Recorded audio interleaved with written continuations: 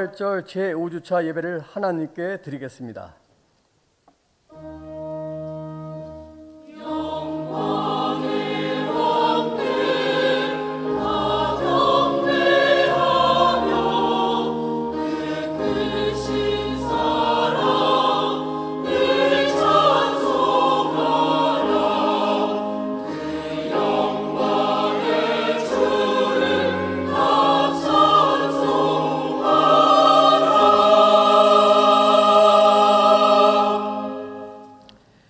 예수께서 이르시되 내가 곧 길이요 진리요 생명이니 나로 말미암지 않고는 아버지께로 올 자가 없느니라.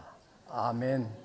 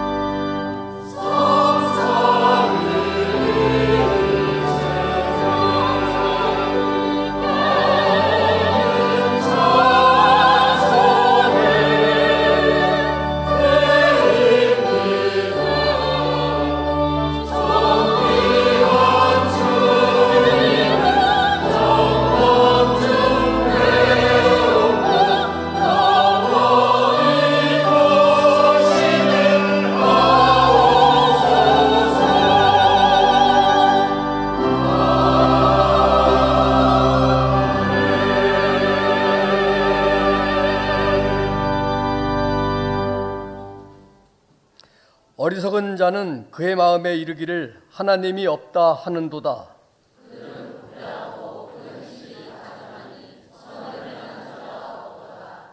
여호와께서 하늘에서 인생을 굽어 살피사 지각이 있어 하나님을 찾는 자가 있는가 보려 하신즉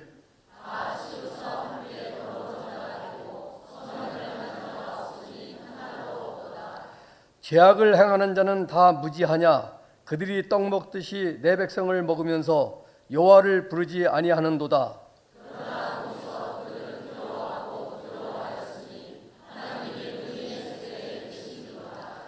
너희가 가난한 자의 계획을 부끄럽게 하나 오직 여호와는 그의 피난처가 되시도다. 여호와께서 그의 백성을 포로된 곳에서 돌이키실 때에 야곱이 즐거워하고 이스라엘이 기뻐하리로다. 아멘.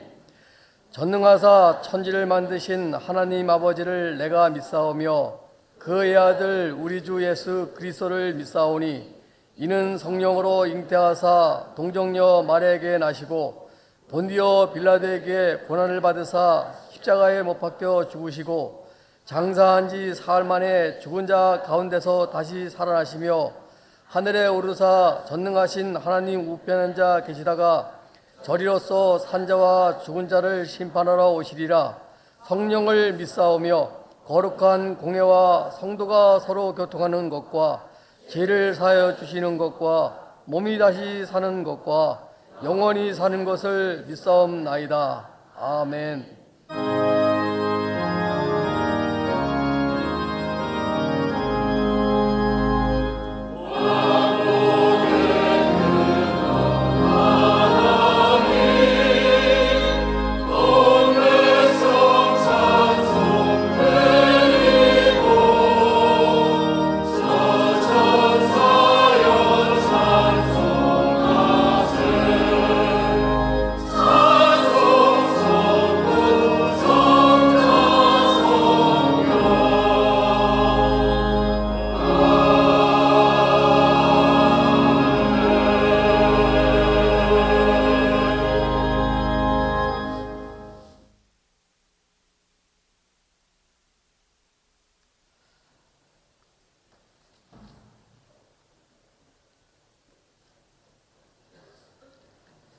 사랑과 은혜가 풍성하신 하나님 아버지, 아버지의 사랑과 은총을 부어주사 독생자 예수 그리스도를 보내시어 십자가의 부활로 우리들을 죄에서 구원하신 무한한 은혜를 찬양합니다. 지난 한 주간 또 온갖 유혹이 가득한 세상에서 주님을 향한 우리들의 믿음을 지켜주시고 거룩한 성전으로 인도하사 예배하게 하심에 감사드립니다. 하나님, 너무나 나약하고 어리석은 저희들은 하나님의 자녀다운 모습으로 살지 못하고 세상의 헛된 욕망과 유혹에 사로잡혀 세상과 타협하며 살았습니다. 습관처럼 지은 죄, 마음과 생각으로 지은 죄, 말로 지은 죄, 행동으로 지은 죄, 하나님의 영광을 가리운 죄를 회개하오니 주여 용서하여 주시옵소서. 죄로 인해 부끄러운 저희들, 신령과 진정으로 주님을 경배하오니 예배를 통해 우리의 마음을 정결케 하시고 귀를 열어 주님 음성을 듣게 하사 성령 충만한 예배가 되게 하옵소서.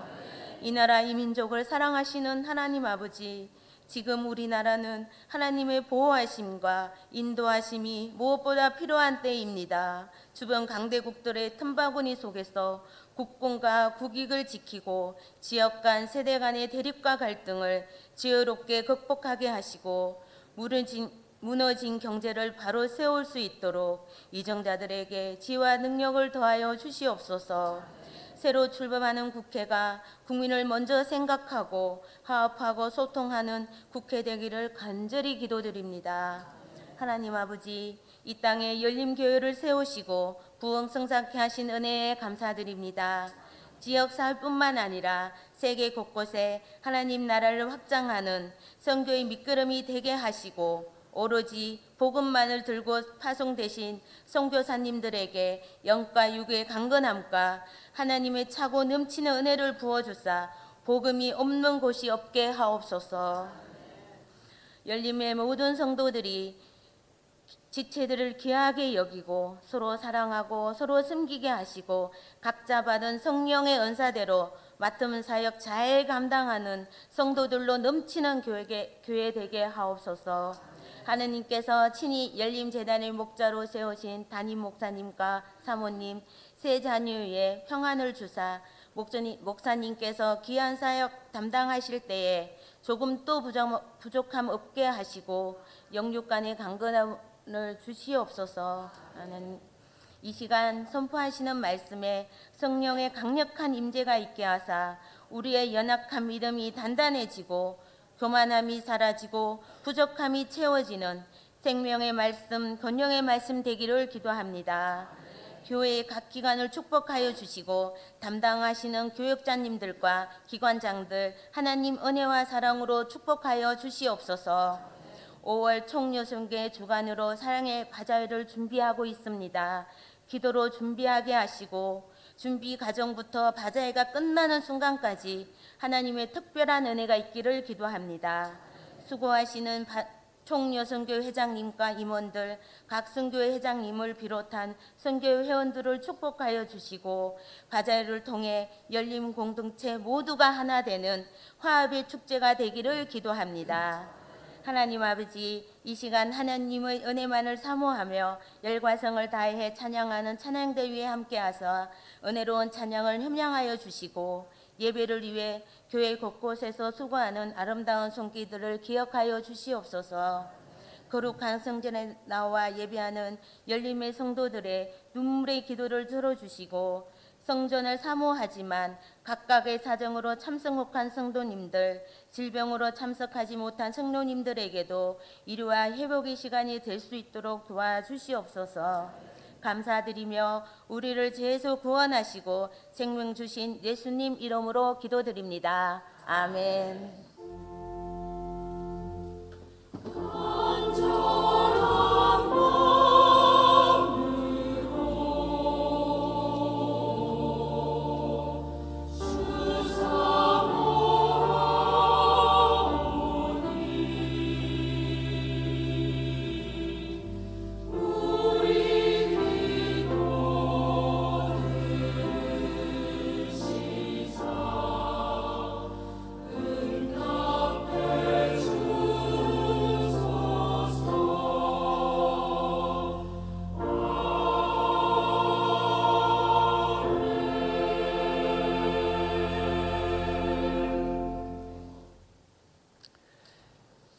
오늘 성경 말씀은 고린도전서 15장 35절부터 49절까지입니다. 제가 가지고 있는 성경은 신약 283쪽에 있습니다. 누가 묻기를 죽은 자들이 어떻게 다시 살아나며 어떠한 몸으로 오느냐 하리니 어리석은 자여 내가 뿌리는 씨가 죽지 않으면 살아나지 못하겠고 또 내가 뿌리는 것은 장래의 형체를 뿌리는 것이 아니요 다만 밀이나 다른 것의 알맹이뿐이로되 하나님이 그 뜻대로 그에게 형체를 주시되 각 종자에게 그 형체를 주시느니라. 육체는 다 같은 육체가 아니니 하나는 사람의 육체요 하나는 짐승의 육체요 하나는 새의 육체요 하나는 물고기의 육체라. 하늘에 속한 형체도 있고 땅에 속한 형체도 있으나 하늘에 속한 것의 영광이 따로 있고 땅에 속한 것의 영광이 따로 있으니 해의 영광이 다르고 달의 영광이 다르며 별의 영광도 다른데 별과 별의 영광이 다르도다. 죽은 자의 부활도 그와 같으니 썩을 것으로 심고 썩지 아니할 것으로 다시 살아나며 욕된 것으로 심고 영광스러운 것으로 다시 살아나며 약한 것으로 심고 강한 것으로 다시 살아나며 육의 몸으로 심고 신령한 몸으로 다시 살아나라니 육의 몸이 있은즉 또 영의 몸도 있느니라. 기록된 바 첫사람 아담은 생령이 되었다 함과 같이 마지막 아담은 살려주는 영이 되었나니 그러나 먼저는 신령의 사람이 아니요 육의 사람이요 그 다음에 신령한 사람이니라. 첫사람은 땅에서 났으니 흙에 속한 자이거니와 둘째 사람은 하늘에서 나셨느니라. 무릇 흙에 속한 자들은 흙 속에 속한 자와 같고 무릇 하늘에 속한 자들은 저 하늘에 속한 이와 같으니 우리가 흙에 속한 자의 형상을 입은 것 같이 또한 하늘에 속한 이의 형상을 입으리라. 아멘.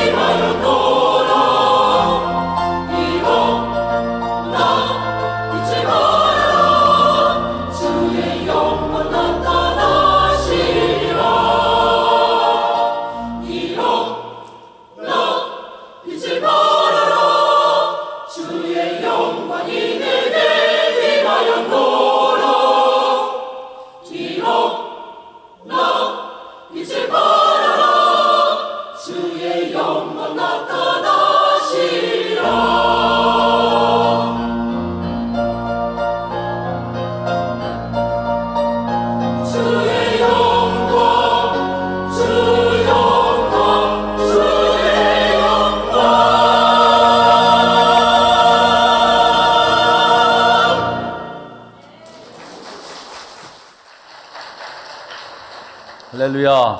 하나님 앞에 오신 여러분들 축복합니다. 환영합니다. 하나님의 넘치는 은혜가 우리 사랑하는 교우들의 삶에 충만하기를 바랍니다.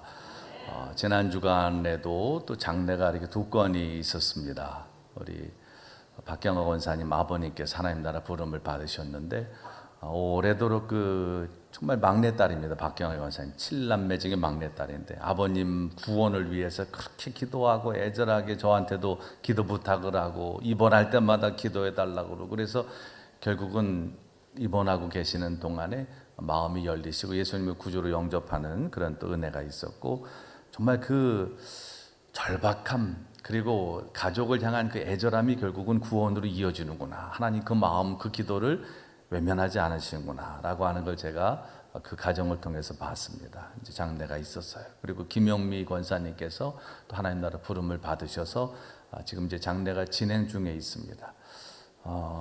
참 많이 안타깝습니다. 우리가 계속 기도하며 하나님의 은혜를 구하고 또 건강하셔서 정말 지역을 위한 선한 일들을 많이 하셨거든요. 더 앞으로 그런 일들을 함께 하기를 원했는데 하나님께서 또 하나님 나라로 불러가셨습니다. 그래서 장례를 지금 이제 진행하고 있는데 어제 입관 예배 가서 보니까 뭐 어마어마한 조화와 그리고 그 조기들이 와 있더라고요. 그러니까 아무래도 정치를 하시는 분들이다 보니까 이제 돌아가신 다음에도 그렇게 이제 서로 마음을 쓰는 이런 모습을 봤는데 제가 그 생각을 했습니다. 그것들을 보면서 야, 김영미 권사님이 만약에 예수님을 믿지 않고 구원받지 못했다면 저 많은 조화와 저 많은 조기들이 무슨 의미가 있었을까? 그런 생각을 가져봤어요.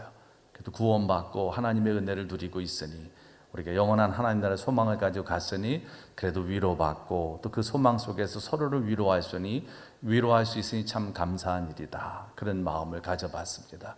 그러면서 또 한편으로는 떠나실 때 제가 임종을 이제 예배를 같이 함께 임종을 지키진 못했어요. 요즘에는 교우들이 임종을 지키는 일이 생각보다 어렵습니다. 뭐 예전에 좀 만나는 게 자유로울 때도 사실 그 시간을 딱 맞추는 거는 정말 어려웠어요.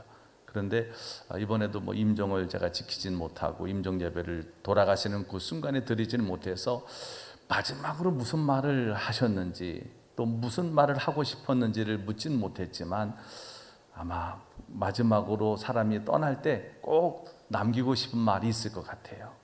가장 진실한 마음으로 순수한 마음으로 뭐 마지막에 남기는 말이 정말 가장 중요한 메시지죠. 자, 여러분들 같으면 만약에 내가 이제 세상을 떠나기 직전이다 그러면 무슨 말을 남기실 것 같습니까? 한번 그런 생각 해보셨나요? 내가 마지막에 무슨 말을 남기면 좋겠다. 아직은 사실 잘 떠오르지 않을 수도 있어요. 그런데 존 웨슬리 목사님은 그런 말을 남겼다 그러죠. 많은 사람들이 임종 시에 그 주변을 이제 둘러싸고 있을 때 가장 좋은 거는 하나님이 우리와 함께 하시는 거다. 이 말을 남기셨대요. 그리고 우리나라 최초의 여성 철학 박사학위를 받았고 이화여자대학교 초대 총장을 지내는 김한란 박사님은 아주 유명한 유언을 했죠. 그건 뭐냐면 내가 죽거들랑 장송곡, 슬픈 장송곡을 부르지 말고 천국 입성하는 그런 승리의 찬양을 불러달라고, 승리의 노래를 불러달라고 그 유언을 하고 떠나셨다고 그러죠. 그래서 그분의 장례식에는 장송곡 같은 거 그런 거 안 하고 승리의 그런 노래를 할렐루야 찬양을 불렀다고 그래요. 한번 생각해 보십시오. 내가 인생의 마지막이 되면 나는 과연 어떤 유언을 할 건가? 이것도 한번 생각해 두고 살아야 될 것 같아요. 우리는 부활절이 지난 이후에 부활절기를 살면서 계속 부활에 관한 지금 말씀을 나누고 있습니다. 어떠셨나요? 이제 오늘까지 하고 이제 5월이 시작되면서는 이제 가정의 달 메시지들을 하려고 하는데 그동안 부활절 메시지를 들으면서 여러분들의 마음에 부활에 대한 확신이 드셨나요? 정말 부활 확실하구나. 이 믿음이 여러분들의 마음에 확 드셨나요? 아니면 여전히 부활 잘 모르겠어. 정말 그건 못 믿겠어. 물론 정말 믿기 어려운 말씀입니다. 왜냐하면 인간의 이성과 인간의 지식의 한계가 있기 때문에 이거는 엄청난 신비 속에 속한 것이기 때문에 다 이해하는 게 쉽진 않아요. 그리고 우리는 3차원의 세계를 살기 때문에 이런 부활이라고 하는 이 엄청난 하나님의 차원을 이해하는 것은 어쩌면 불가능할 수도 있습니다. 그러나 분명한 것은 저도 부활의 메시지를 준비하고 증거하면서 사실 심적으로는 좀 어떻게 설명을, 이게 부활은 선포하는 거잖아요. 그래서 칼바르트라고 하는 신학자는 부활의 메시지는 짧으면 짧을수록 좋다. 왜냐하면 사실이니까. 여러분, 사실을 가지고 자꾸 설명하면 그건 가짜잖아요. 그러니까 부활절 설교는 짧으면 짧을수록 좋다는 거예요. 근데 저는 지금 계속 5주째 부활에 대한 설명을 지금 하고 있어요. 근데 바울은 이 고린도전서 15장에서 이 부활에 대해서 굉장히 아주 논리적으로 설명을 잘 했어요. 근데 이거를 설교하고 매주 한다는 게 처음엔 쉽지 않을 거다라고 생각했어요. 근데 제가 이 말씀을 전하면서 계속 제 마음에 들어온 건 뭐냐 하면, 이 부활의 메시지만큼 강력한 메시지가 없구나. 이 부활의 메시지만큼 정말 이게 전할 때마다 그런 확신이 들어요. 그리고 전할 때마다 이게 얼마나 우리를 새롭게 하는지 모릅니다. 찬양을, 부활에 대한 찬양을 할 때도 막 마음의 감격이 가득 차고, 부활에 대한 메시지를 전할 때도 그 메시지를 들으면서도 우리는 이게 정말 대단한 역사구나, 대단한 하나님의 은혜구나라고 하는 것을 깨닫게 됩니다. 오늘 이제 이 부활절기에 이 부활에 대한 말씀을 오늘까지 이제 전하려고 그러는데, 오늘은 정말 중요한 한 주제를 얘기하려고 합니다. 지금까지 바울은 계속해서 오늘 본문 말씀 전까지 34절까지는 예수님의 이 부활은 믿지만 몸의 부활은 나는 못 믿겠다. 내가 어떻게 몸이 부활할 수 있는가? 라고 하는 것에 대해서 구체적인 예를 들어서 설명을 했어요. 그리고 이제 오늘 본문 말씀 35절부터는 뭐냐 하면, 그러면 우리가 부활을 한다면 어떤 형태로 부활을 할 건가? 여기에 대한 얘기를 하고 있어요. 굉장히 중요한 말이죠. 여러분들 만약에 다 부활을 믿으세요. 그렇다면 부활한다면 여러분들은 어떤 몸으로 부활을 할 것 같습니까? 어떤 형태로? 이게 누가 물어보면 설명하기 어려워요. 그렇죠? 그렇다면 여러분들은 어떤 모습으로 부활을 하고 싶으십니까? 언제? 여러분의 인생의 어느 때 모습으로? 20대. 네. 만약에 내가 선택을 할 수 있다면 여러분들은 각각 저는 이런 모습으로 부활하고 있어요. 이런 모습으로, 그런 선택을 할 수 있다면 여러분들이 돌아가고 싶어 다시 살아난다면 그때 모습이면 좋겠다라고 생각하는 시점이 있을 수도 있어요. 그렇다면 과연 부활할 때 우리는 젊은 모습으로 부활을 할까요?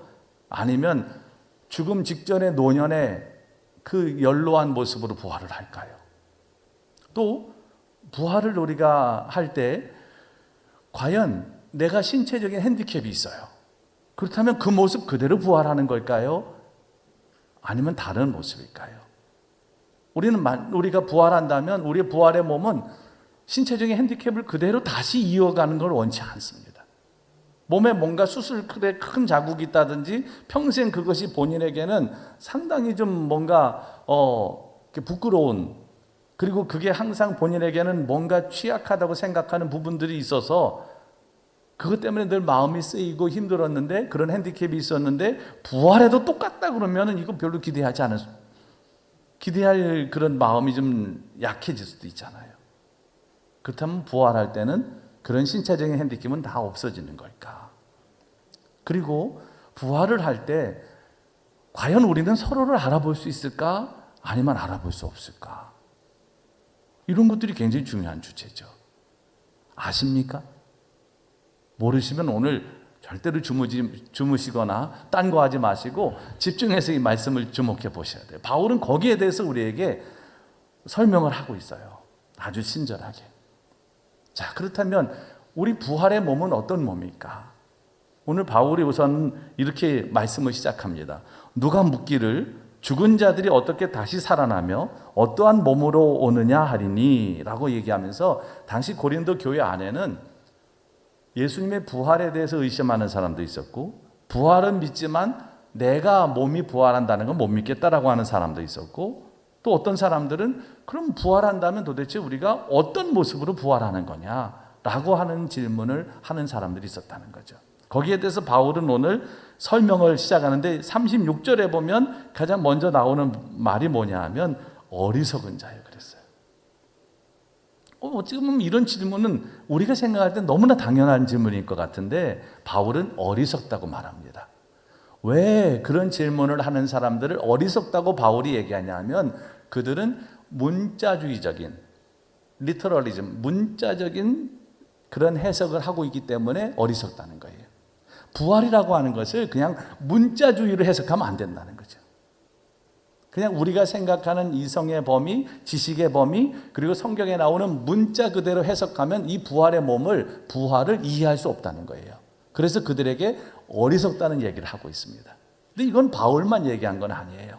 예수님께서도 사두개인들이 이 부활에 대한 사두개인들과의 논쟁에서 너희들은 성경도 모르고 하나님의 능력도 알지 못하는 그런 자들이다 라고 책망을 하신 적이 있습니다. 마태복음 22장에도 나오고 마가복음, 누가복음에도 그 동일한 이제 산 사건이 나와요. 그게 뭐냐 하면 사두개인들과 예수님의 부활 논쟁이에요. 어떤 내용인지 아시죠? 옛날 그러니까 구약 시대의 모세 율법에는 한 가문의 혈통을 이어가기를 위해서 만약에 형이 결혼을 했어요. 그런데 이 형이 후사 없이 자녀 없이 죽었어요. 그러면은 이 형수 혼자 남았잖아요. 그러면 그 가문의 혈통을 이어가기를 위해서 바로 밑에 동생이 이 형수와 결혼하는 제도가 있었어요. 그 계대 결혼이라고 그럽니다. 형사 수치제라고 그래요. 동생이 원치 않을 수 있어요. 그런데도 이거는 그 가문의 혈통을 잇기를 위해서 동생이 형수와 결혼을 해. 근데 또 그 동생이 자녀를 낳지 못하고 또 죽었어. 불행하게. 그래서 7명이 다 그렇게 됐다는 거예요. 그리고 이 여자도 죽었어. 그러면 사두개인들이 질문하는 게 뭐냐 하면 예수님을 골탕 먹이려고 하는 거예요. 그러면 부활한 다음에 그 여인은 누구의 아내가 되는 겁니까? 이걸 물어보는 거예요. 이건 예수님을 골탕 먹이려고 하는 거지. 그렇죠. 이거 설명하기 어렵잖아요. 그럼 누구 아내가 되는 거예요? 7명의 그런 사람과 결혼을 했는데 부활한다면 누구의 아내가 되는가? 그때 예수님이 하신 말씀이 뭐예요? 네. 그 다음에 다시 예수님이 재림해서 부활하는 그때가 되면 장가도 안 가고 시집도 안 간다. 너희들의 몸은 마치 천사처럼 그렇게 영적인 몸으로 신령한 몸으로 부활하게 될 거다. 이걸 예수님께서 말씀하시는 거예요. 그래서 그들에 대해서 예수님께서도 비슷한 어조로 말씀하신 거예요. 너희들은 성경도 하나님의 능력도 알지 못하는 어리석은 사람들이다. 그럼 걱정 안 하셔도 됩니다. 부활한 다음에도 목사님 그럼 서로 다 알아보면 내가 지금 남편하고 지금 아내하고 또 만나야 되는 겁니까? 만나고 싶은 분도 있겠지만 이건 너무 비극인데 라고 생각하는 분들 걱정하실 필요 없어요. 그때는 시집도 안 가고 이런 게 다 이제 없다는 거죠. 그게 없다는 거예요. 그러면서 그들에게 이 말씀을 문자주의적으로 해석하는 그들에 대해서 어리석다고 예수님께서도 말씀을 하셨어요. 그리고 바울도 지금 그 얘기를 하고 있는 겁니다. 그러면서 바울은 이 부활의 몸, 우리가 어떤 형태로 부활할 건가, 여기에 대해서 이 자연이 알려주는 그런 한 이치를 가지고 좀 알기 쉽게 설명을 하고 있어요. 그러니까 오늘 이 본문 말씀은 부활의 몸에 대한 이해를 아주 쉽게 하기를 위해서 이 비유를 하는 겁니다. 그러니까 비유라고 하는 건 뭔지 아시죠? 유비. 이거는 뭐냐 하면 뭔가 어려운 사실을 알기 쉽게 얘기하기를 위해서 예수님께서도 많이 쓰신 거예요. 이제 바울은 지금 어떤 비유를 들고 있냐 하면 씨앗과 열매에 대한 비유를 들고 있어요. 자, 여러분들이 씨앗을 심습니다. 그런데 그 씨앗이 요즘에 이렇게 보면 전부 씨앗을 팔 때 거기에 그 씨앗을 심으면 어떤 열매가 맺히는지 어떤 꽃이 피는지가 다 나와 있어요. 그렇죠? 그래서 이걸 보면은 이게 무슨 씨앗이구나, 이걸 심으면 이런 게 되는구나 라고 하는 걸 알지만 만약에 누군가 여러분들에게 정체불명의 씨앗을 주면서 이거 한번 심어봐라 라고 얘기를 했다면 그 씨가 요만한 씨앗이 뭐가 될지 모릅니다. 그런데 한번 심었어요. 그래도 어느 정도 시간이 지났더니 싹이 나오고 줄기와 잎이 나오고 꽃이 피고 열매가 맺히면 이 씨가 이런 몸을 입는구나, 이 열매를 맺는구나 라고 하는 걸 그때 가서 알 수 있는 거죠. 그러니까 바울은 우리가 어떤 몸으로 부활하는지, 어떤 형태로 부활하는지는 지금은 알 수 없지만 예수님께서 다시 재림하시는 때 부활의 날이 되면 그때 가서 명확하게 알게 될 거다. 그렇지만 분명한 것은 그 부활의 몸은 지금 우리의 몸하고는 연속성, 같이 서로 알아볼 수 있으니까 연속성도 있지만 또 전혀 다른 몸이다. 그게 신령한 몸이다, 영적인 몸이다라고 얘기를 하는 거예요. 그러면서 이제 이 자연의 비유를 드는 겁니다. 사실 여러분 씨앗을 보면요, 요만한 씨앗에서 어떻게 그런 열매가 맺힐까 신기하지 않습니까? 또 꽃 같은 것도 그렇습니다. 뭐 씨를 심는 그런 꽃이 또 그렇고 구근을 심는 꽃도 있잖아요. 뭐 튤립이든지 백합이든지 또 지난번에 우리 가드닝 팀에서 했던 뭐 히아신스라든지 이런 것도 구근을 심어요. 여러분 그 구근을 보면 이렇게 그냥 뭐 이렇게 아주 동그랗지는 않지만 그렇게 생겼어요. 근데 그거를 땅에 심는데 어떻게 그렇게 아름다운 꽃이 거기서 나올 수가 있어요? 상상이나 할 수 있습니까? 근데 모르는 거예요. 그 꽃이 시간이 지나서 피게 되면 이게 튤립의 구근이었구나, 백합의 구근이었구나, 그때 아는 거죠. 그래서 오늘 바울이 그 자연의 섭리를 통해 설명하면서 하나님께서는 각각에게 다 거기에 맞는 몸을 주신다는 거죠. 뭐 오늘 밀을 예를 들어서 밀을 심었는데 그냥 그 씨앗을 심었지만 형태는 이제 그 밀이 이렇게 자라게 되고 열매가 맺혀지듯이 이 씨앗과 열매 관계를 통해서 우리 몸의 부활, 우리가 부활하는 형태도 그렇게 우리가 지금은 이해할 수 없지만 분명히 예수님께서 재림하는 그날에 신령한 몸으로, 영적인 몸으로 우리는 새로운 몸을 입게 될 거다라고 하는 설명을 하고 있는 거예요. 우리는 씨앗을 심었을 때 그 씨앗이 어떤 과정을 거쳐서 그런 열매가 맺혀지고 그런 꽃이 피는지에 대해서 구체적으로 알지는 못합니다. 그렇지만 우리는 그 씨를 심어요. 그리고 기다립니다. 왜 기다립니까? 조금 시간이 지나면 거기서 꽃도 피고 열매도 맺을 걸 믿기 때문입니다. 그러다 보면 결국 그 결과물을 보는 거예요.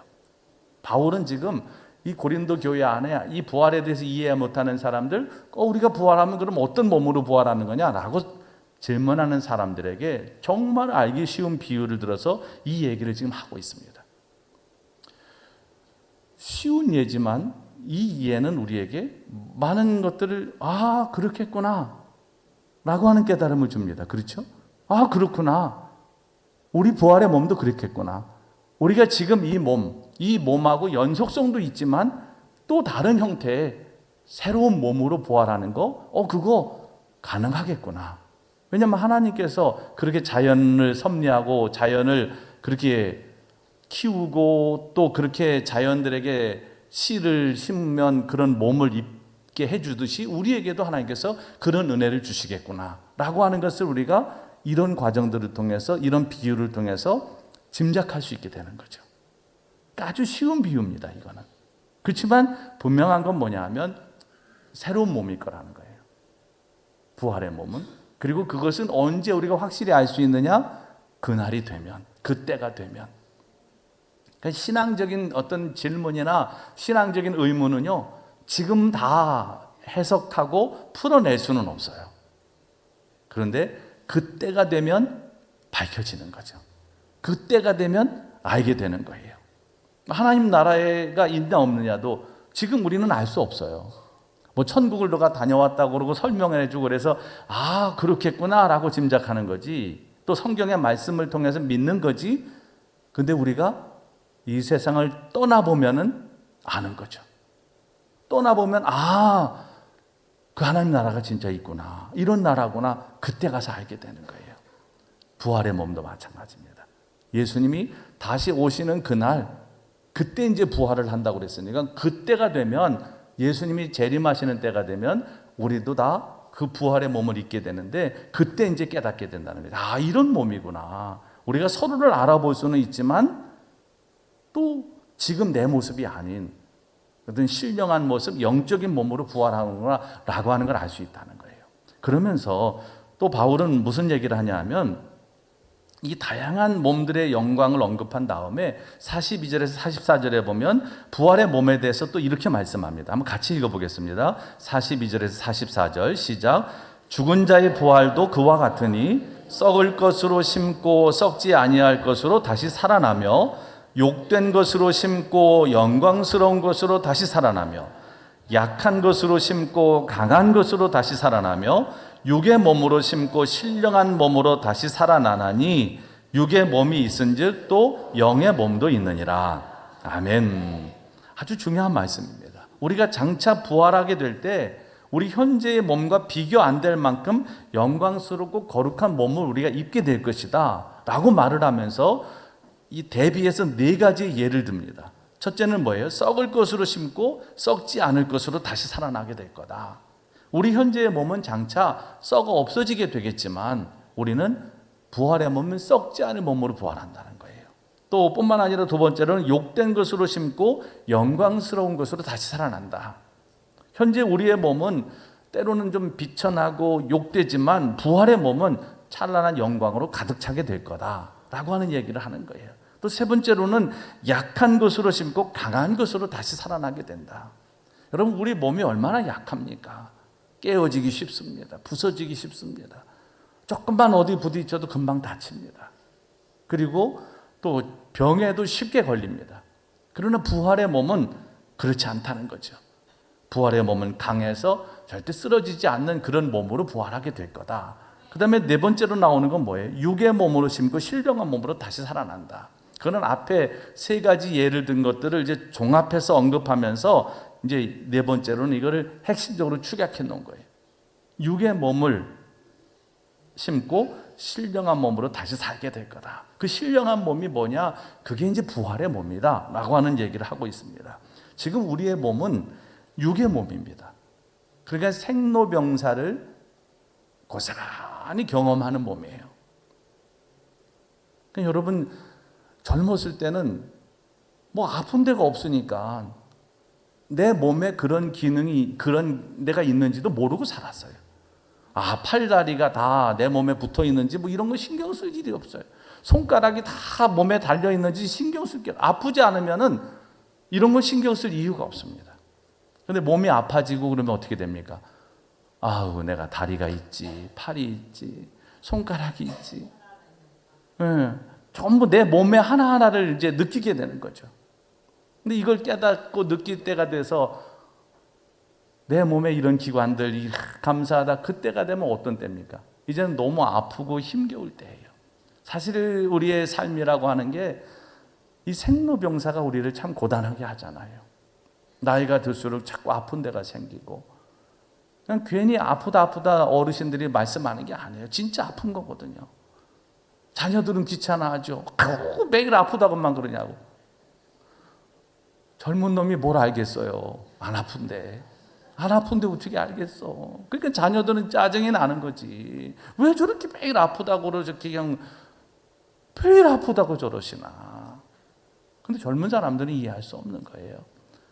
아픈 걸 어떻게, 아픈 거를. 그나마 그래도 아프다는 소리나 좀 해야지 그래도 덜 아픈 것 같잖아. 아픈데 그냥 안 아픈 척 하려면 더 아파, 사실은. 근데 이 얘기가 어렵잖아요. 그죠? 그래도 말로 아우 죽겠다 이러면은 조금 그래도 이제 그 조금 이제 마음이 좀 이게 나아지잖아요. 후련해지고 좀 아픈 것도 조금 이제 덜 아픈 것 같고. 근데 그 소리를 아무 데서나 못 하잖아요. 괜히 자녀들 앞에서 자꾸 그런 얘기하면 자녀들은 벌써 짜증이 충만해지지. 왜 우리 엄마는, 우리 아버지는 저렇게 매일 아프다고 저렇게 그냥, 그럼 돌아다니나 마시든지 뭐 이러면서 또 자녀들이 핀잔을 줄 때가 얼마나 많습니까? 그러니까 이게 이 생로병사라고 하는 거, 이 인간의 어떤 육신을 입은 우리들은 평생 그렇게 삶을 살아가는 거죠. 뭐 100세 시대도 참 어마어마한데 지금 뭐 120세 얘기를 하잖아요. 여러분 120세까지 사실 것 같으세요? 저는 그거 너무 무리가 될 것 같아.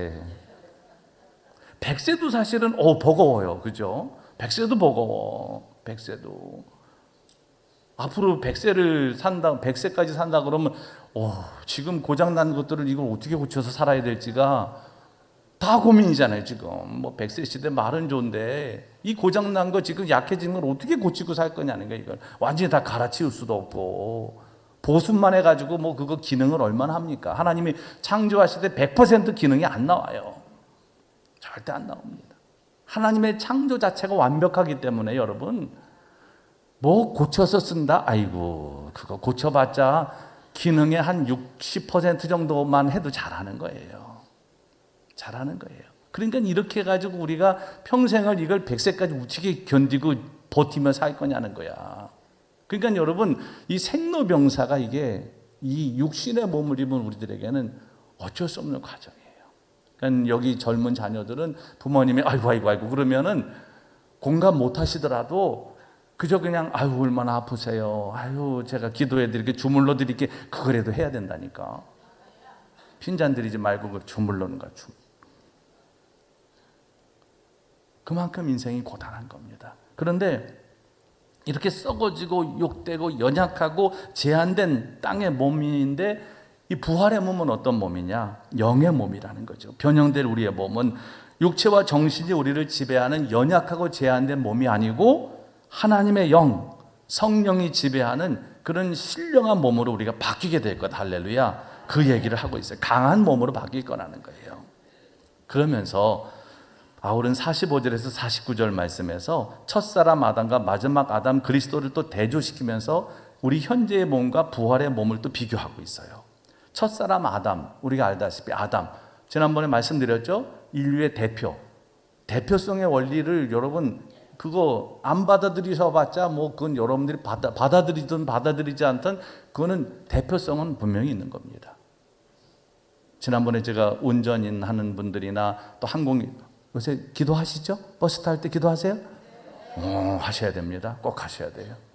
잘 가실 수 있도록 기도하셔야 돼요. 왜냐하면 그 운전을 대표로 하는 그분이 사고가 나면 내가 죽으니까.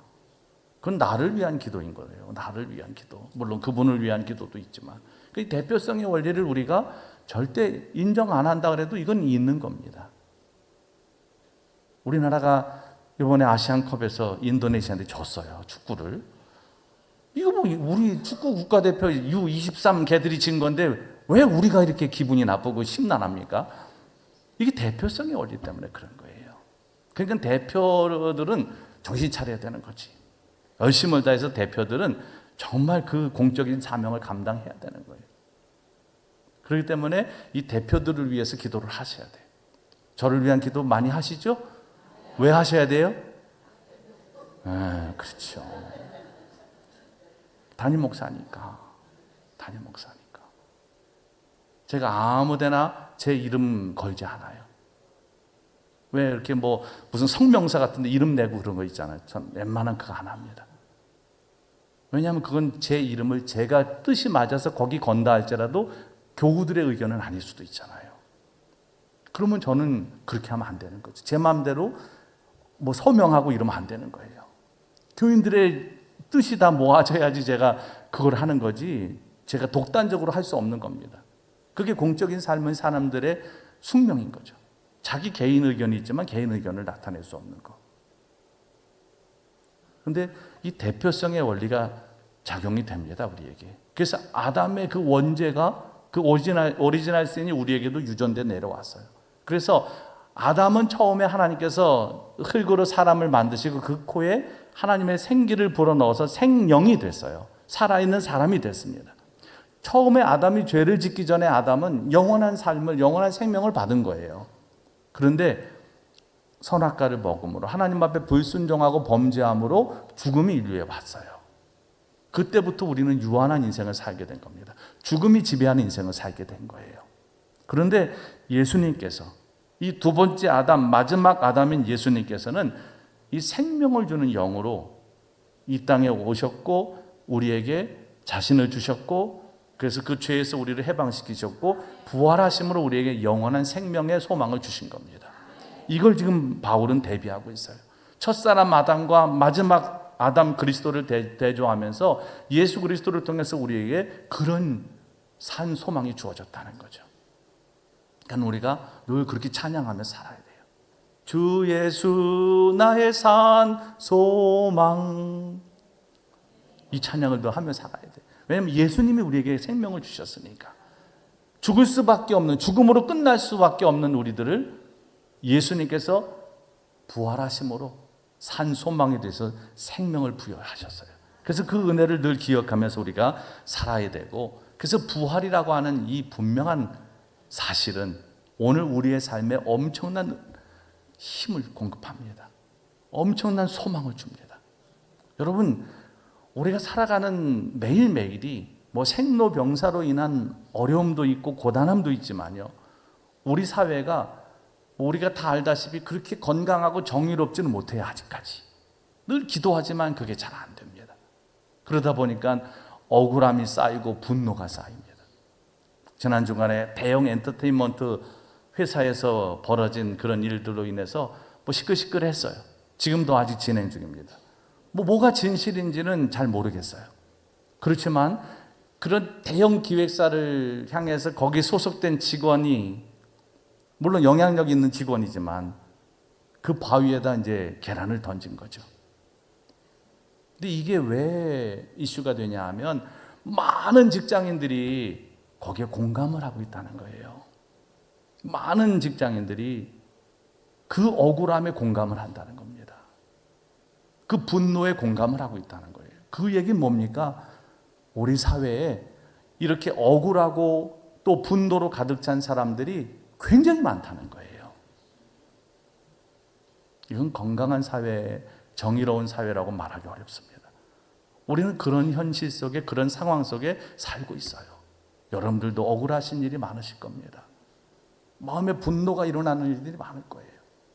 왜 나는 이렇게 열심히 했는데 그만큼 인정을 받지 못하나? 왜 나는 평생 이 직장에서 이렇게 헌신했는데 마지막에는 이렇게 팽을 당하고 버림을 받아야 되나? 여러분, 우리 사회가 안타까운 게 그거예요. 오랫동안 헌신한 사람들을 나중에는 헌신자처럼 버리는 이런 구조, 이런 사회, 이런 데는 건강하지 않은 거예요. 그러다 보니까 억울하고 분노가 쌓이는 거죠. 이런 상황을 어떻게 우리가 이겨나갈 수 있습니까? 사회 구조적인 것들을 바꾸기는 건 너무 어려운 일이고, 그렇다면 우리가 해야 될 일은 뭐예요? 늘 부활의 주님과 함께 살아가는 거예요. 할렐루야. 어떤 어려움이 있어도, 어떤 고단함이 있어도, 억울함이 있어도, 지침이 있어도, 부침이 있어도, 부활의 주님께서 내게 산소망을 주셨다.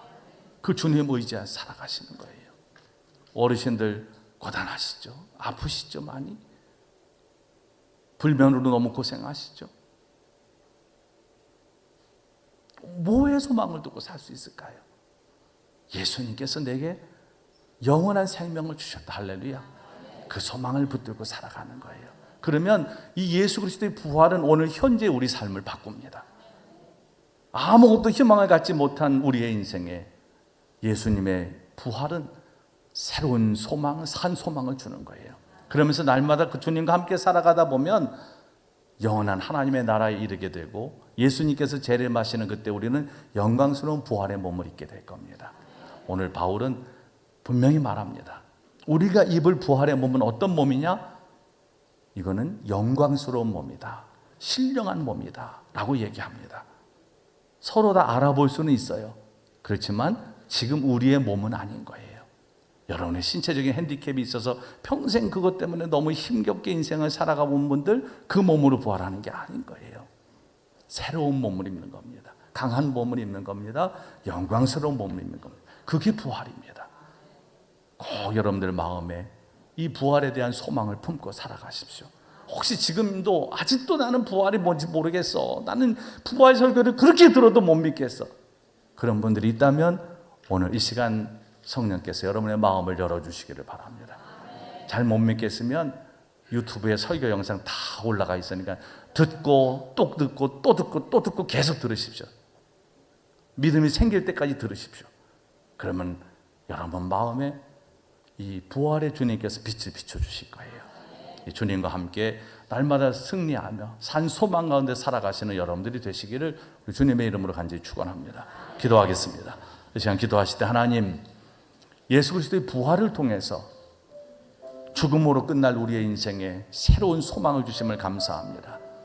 아담의 범죄로 인하여 인류의 범죄가 유전됐고 예수님께서 십자가에 달려 죽으심으로 그 죄의 사슬을 끊으셨고 부활하심으로 죽음을 이기셨습니다. 그래서 우리의 산 소망이 되심을 감사합니다. 그 주님과 함께 살게 하시고 우리가 때로는 생로병사로 인한 어려움, 또 여러 가지 억울함, 마음에 쌓이는 분노, 또 세상 속에서 무력한 나의 모습, 연약한 나의 모습 때문에 뭔가 힘겨운 인생이라면 주님과 함께 살며 부활의 주님과 함께 살며 승리하게 하시고 소망을 잃지 않고 살아가도록 하나님 우리를 인도해 주옵소서.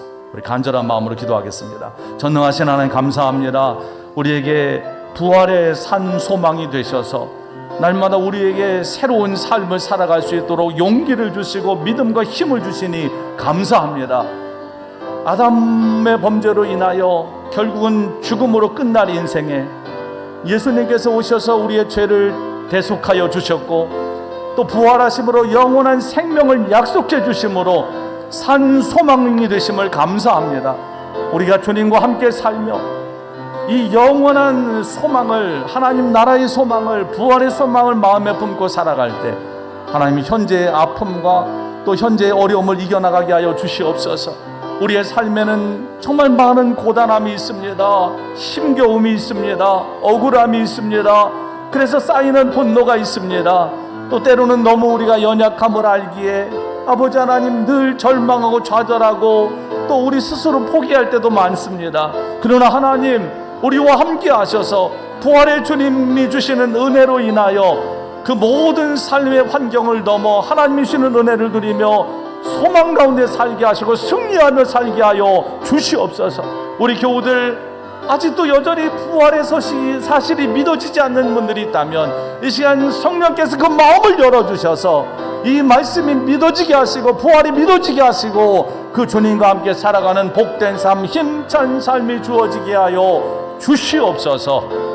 예수님의 이름으로 간절히 기도합니다. 아멘.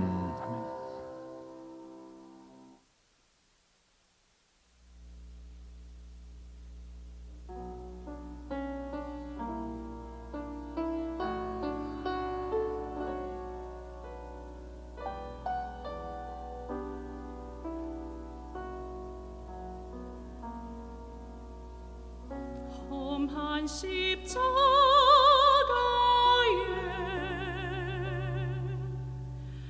하나님 사랑이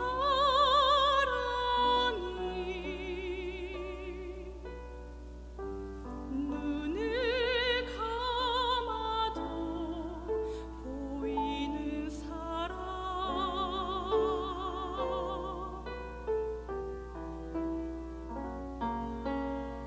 십자가 지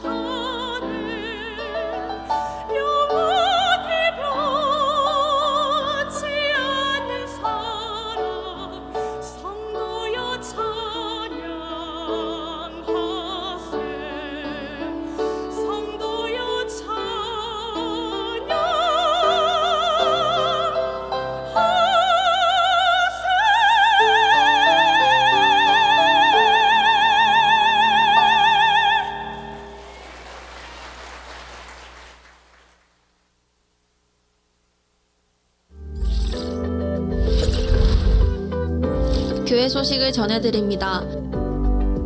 다음 주일은 어린이 주일입니다. 다음 주일 2부 예배는 어린이 주일 세대 통합 예배로 드립니다. 3부 예배는 어린이 주일 행사로 인해 없습니다.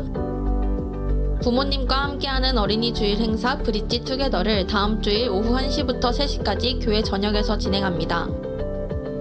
블레싱 2024 제자훈련을 제자훈련의 터 다지기라는 주제로 진행합니다. 모집 기간은 5월 5일까지입니다. 총 6교회 사랑의 바자회 준비를 위한 물품 후원을 5월 11일 토요일까지 꿈틀센터 놀이터에서 받습니다. 2024년 몽골 단기 선교가 8월 19일 월요일부터 23일 금요일까지 예정되어 있습니다. 자세한 내용은 주보를 참고해 주시기 바랍니다. 전반기 어르신들 나들이 행복한 동행 따뜻한 나눔을 5월 9일 목요일 포천 아트밸리에서 진행할 예정입니다. 70세 이상 되신 어르신들의 많은 참석을 바랍니다.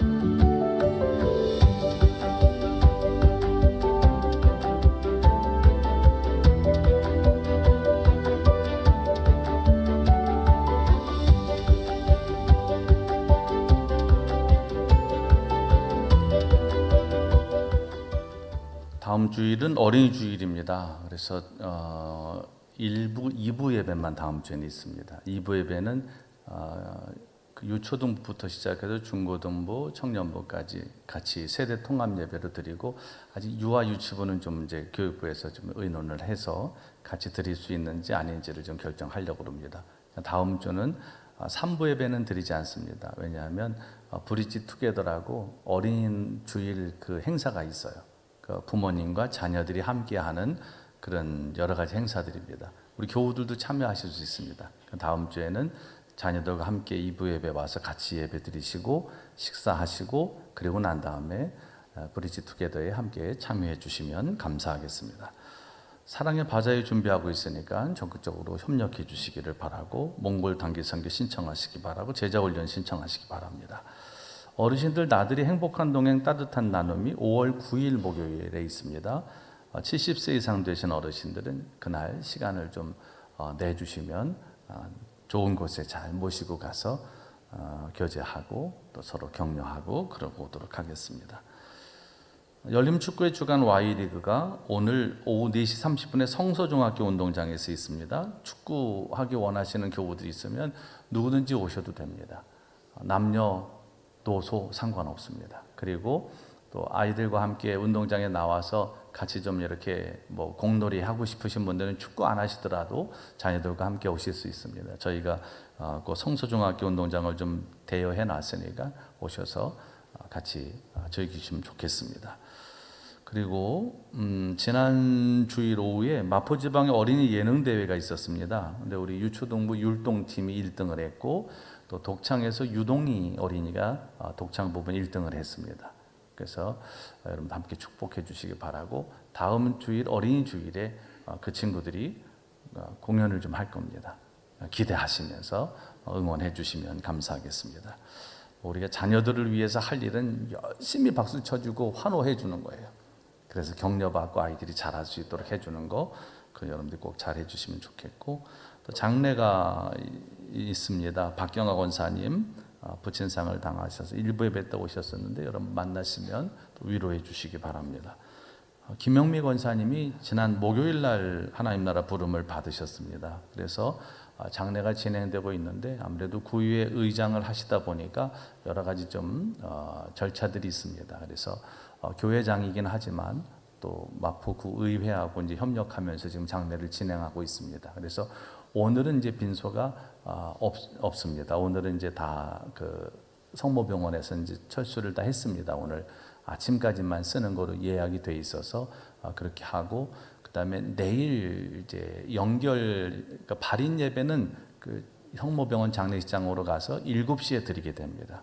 그래서 교회에서 한 6시 30분 정도 출발하려고 예정하고 있습니다. 혹시 발인 예배 가기를 원하시는 분들은 교회로 6시 30분까지 오시면 되겠고, 그다음에 발인 예배 드리고 나서는 운구에서 그 마포구 의회로 올 겁니다. 그래서 거기서 9시에 공식적인 마포구 의회장으로 또 연결식이 있습니다. 그래서 그때 우리 교인들을 위한 좌석도 준비해 놓는다고 그러니까 저쪽 성모병원으로 오셔서 발인 예배에 참여하기 어려우신 분들은 9시까지 마포구 의회로 오시면 됩니다.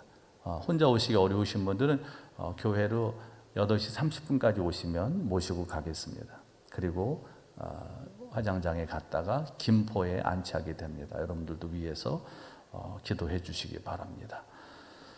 우리 김명미 권사님이 이 앞에 그 도로 주차하는 것도 사실은 많이 이제 도와주셔가지고 저거를 우리가 허가를 받아냈어요. 그러니까 참 고마운 일이고, 또 지역을 위해서 많이 애쓰시고 교회를 위해서 헌신을 많이 하셨는데 기도해 주시면 감사하겠습니다.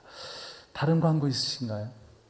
네, 다른 광고요. 네, 어저께 또 우리 김문희 권사님, 둘째 따님 정은경 성도님도 결혼식이 있어서 많은 교우들이 가서 축복해 주신 것 감사드립니다. 잘 마쳤습니다. 고맙습니다. 네, 다른 광고 없으시면 다 자리에서 일어나셔서 동원하시겠습니다.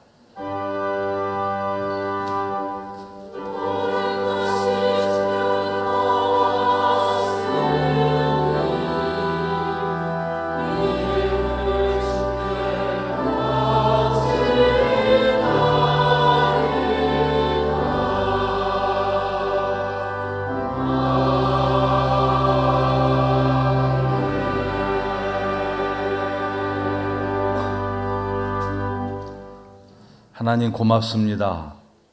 우리의 모든 삶에 은혜를 주셔서 매일매일 하나님이 함께 하심을 경험하게 하시고, 또 매 순간순간 하나님이 돕고 계시구나, 우리를 이끌고 계시구나, 또 그것을 우리의 삶의 자리에서 경험하고 깨닫게 하시니 감사합니다. 모든 것이 하나님의 은혜인 것을 알기에 또 예물 감사한 마음을 담아드립니다. 기쁘게 받아 주옵소서. 정성을 다해서 온전한 11조 예물을 드리고, 감사 예물 드리고, 주일 예물 드리고, 속회 예물 드리고, 또 각종 예물 드린 교우들 그 손길 위에 하늘의 은혜를 베풀어 주시고, 또 시간을 헌신하고 또 몸을 들여 헌신한 우리 모든 교우들의 그 헌신을 기쁘게 받아 주옵소서.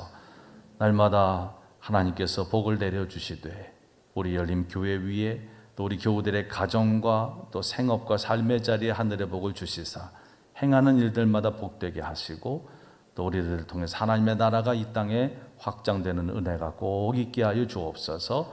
예물이 쓰일 때 부활의 소식을, 복음의 기쁜 소식을 전하는데 온전히 사용되도록 축복하여 주옵소서.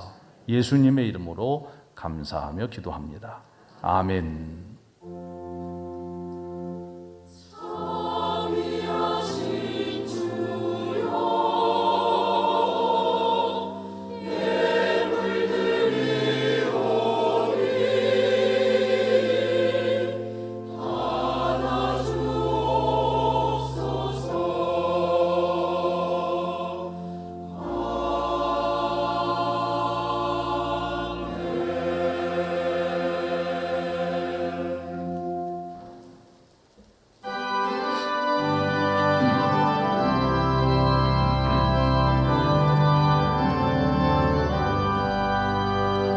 하나님의 나팔 소리 천지 진동할 때에 예수 영광 중에 구름 타시고 천사들을 세계 만국 모든 곳에 보내어 구원받은 성도들을 모으리. 나팔 불 때 나의 이름, 나팔 불 때 나의 이름, 나팔 불 때 나의 이름 부를 때에 잔치 참여하겠네. 무덤 속에 잠자던 자 그때 다시 일어나 영화로운 부활 승리 얻으리. 주가 택한 모든 성도 구름 타고 올라가 공중에서 주의 얼굴 배우리. 나팔 불 때 나의 이름, 나팔 불 때 나의 이름, 나팔 불 때 나의 이름 부를 때에 잔치 참여하겠네. 주님 다시 오실 날을 우리 알 수 없으니 항상 기도하고 깨어 있어서 기쁨으로 보좌 앞에 우리 나가서도록 그때까지 참고 기다리겠네. 아멘.